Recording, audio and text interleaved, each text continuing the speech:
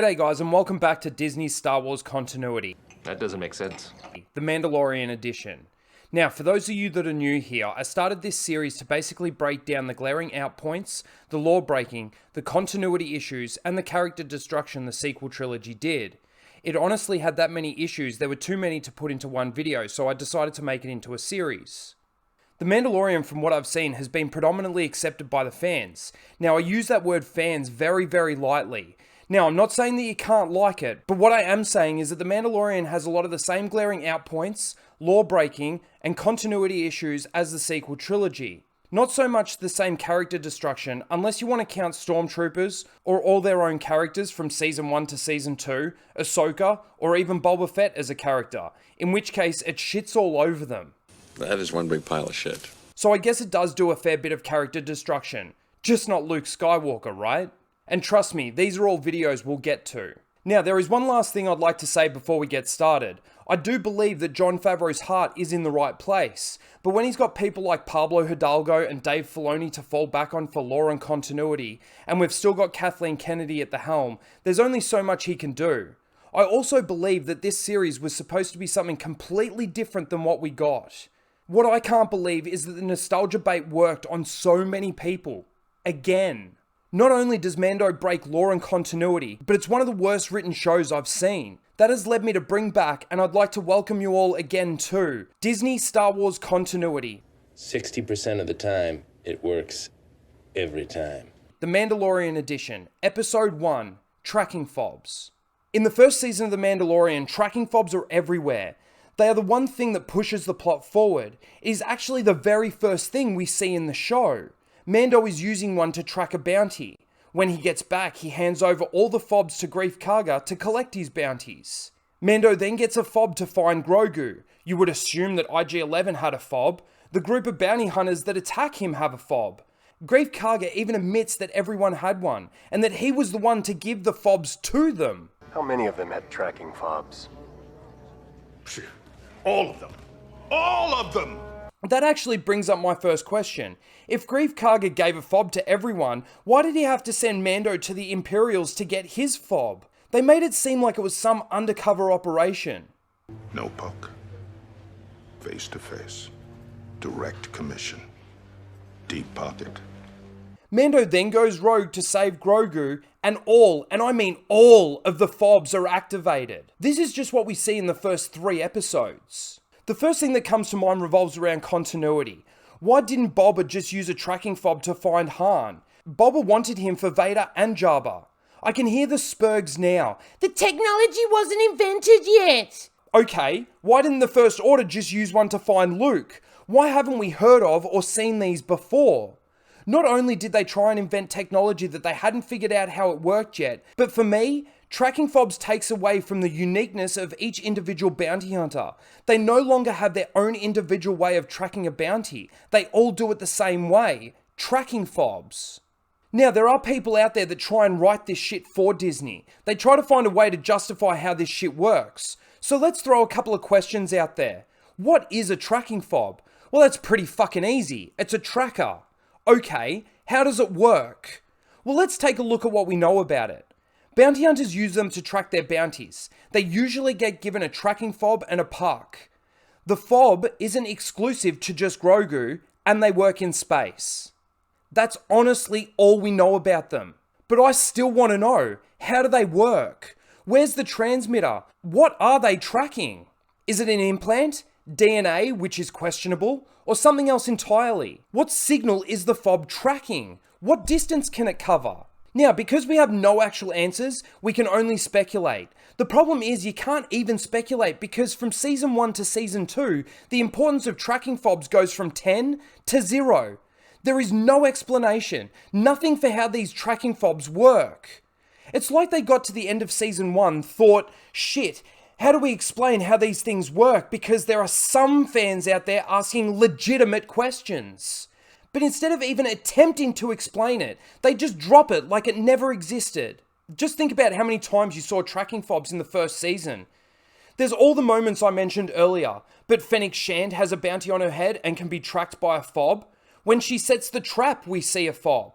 There's even the episode where Mando helps the villagers, and that brings me to my next point, the writing. In this episode, Mando is trying to find a place to lay low and regroup.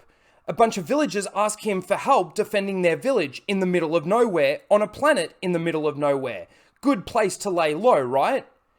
Now, over the time that he's there, he decides to leave Grogu with the villagers because that's where he'll be safe?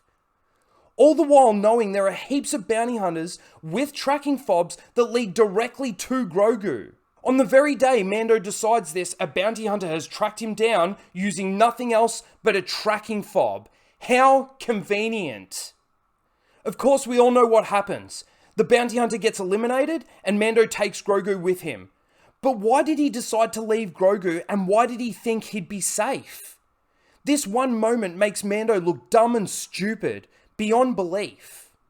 Tracking fobs have become a device in the Star Wars universe that John and Dave created that they had no explanation for. I thought I'd give them an entire second season to explain how these things work, but instead of an explanation, it just gets dropped, as I mentioned earlier. Also, as I mentioned earlier, because we have no actual answers, we can only speculate. So, if the fob is tracking an implant, that should be pretty easy to shut down, because if Mando knew that, he would have removed it from Grogu, right? Fennec would have removed it from herself, assuming she knew how they worked. If it's tracking DNA, well, that's just fucking ridiculous. And should be really easy to shut down, because how does DNA transmit a signal for the fob to track? The way I feel they're going to explain how tracking fobs work is through the chain codes. All I know is no chain code. The chain codes is another thing that they've invented we know almost nothing about. But if chain codes is connected to DNA, I think my previous question answers that. How does DNA transmit a signal for the fob to track? But from the Bad Batch, it looks like chain codes are some sort of card, a bit like a passport you would use to identify yourself. And if that's what the fob is tracking, well, that makes Mando look even dumber. But that also makes this line very interesting. If you get scanned and your genetic signature shows up on any New Republic register, you're gonna be detected. This line makes it seem like you can scan a person's chain code from facial recognition, or something like that. But either way, none of this actually answers how tracking fobs would be able to track a chain code, or how they work. This is more proof that they still have no plan and no idea what they're doing over there at Lucasfilm. The evidence of that is when we move into Season 2. In Season 2, we don't see a single tracking fob. Not that I can remember anyway. I was willing to give them a chance to explain it, but Season 2 was just a nostalgia bait-filled pilot episode for multiple series. And once again, the nostalgia bait got almost everyone. Please let me know what you guys think about tracking fobs and how you feel they're going to explain how they work. Also, please let me know how you feel and what you think about The Mandalorian in general. Please don't forget to like, share, and subscribe, and we'll see you in the next one. Later, guys. Did you catch them all? Save the theatrics. Fine. Can only offer you a tracking fob.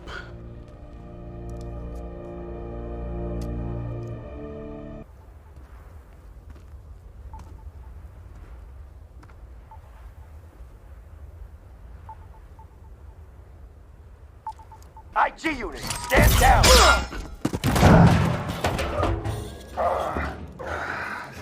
I'm in the guild! He's in there! Affirmative. The tracking fob is still active. My senses indicate that there is a life form present.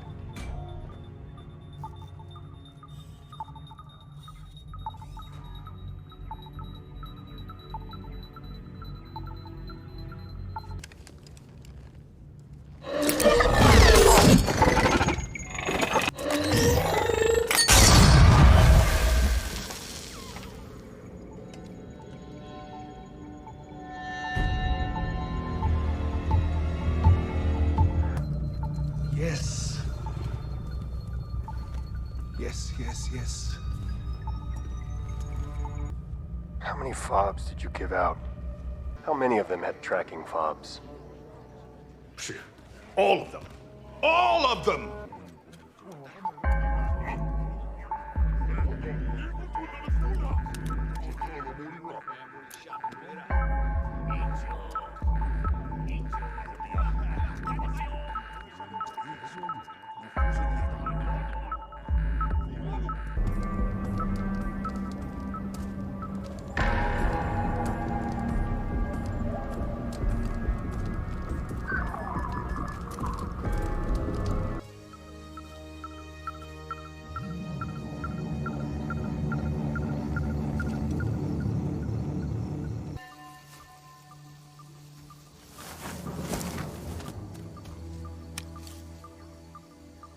Who's he tracking?